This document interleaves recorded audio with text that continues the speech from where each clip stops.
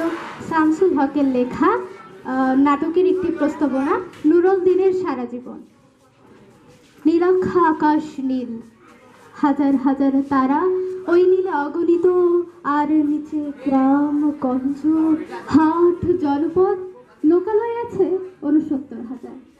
ধবল দুধের মতো জ্যোৎস্না তার ঢালিতেছে চাঁদ পূর্ণিমায়।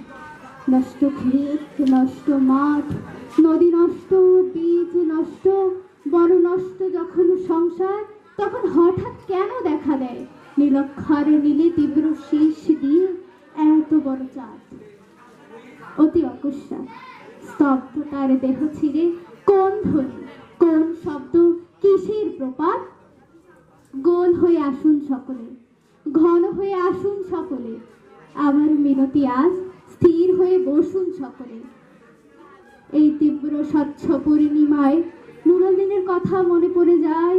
কাল ঘুম যখন বাংলায় তার দীর্ঘ দেহ নিয়ে নুরুল দিন দেখা দেয় মরা মিনায়। নুরুল দিনের বাড়ি রংপুরে ছিল। রংপুরে নুরুল দিন একদিন ডাক দিয়েছিল ১১৮৯ সালে। আবার বাংলায় বুঝে পড়ে যায় মনে, নুরুল দিনের কথা মনে পড়ে যায় যখন শকুন নেমে আসে আমার সোনার বাংলায়। নুরুল দিনের কথা মনে পড়ে যায় যখন আমার দেশ ছেয়ে যায় দালাল লিয়াল খাল্লায়। নুরুল দিনের কথা মনে পড়ে যায় যখন আমার স্বপ্ন লুট হয়ে যায়। নুরুল দিনের কথা মনে পড়ে যায় যখন আমার কণ্ঠ বাজেয়াপ্ত করে নিয়ে যায়। নুরুল দিনের কথা মনে পড়ে যায় যখন আমার দেশে আমার দেহ থেকে রক্ত ঝরে যায় ইতিহাসের প্রতিটি পৃষ্ঠায়। আসুন আসুন তবে এই প্রশস্ত প্রান্তরে, যখন স্মৃতির দুধ জ্যোৎস্নার সাথে ঝরে পড়ে, তখন কে থাকে ঘুমে, কে থাকে ভেতরে, কে একা বসে নিঃসঙ্গে অশ্রুপাত করে?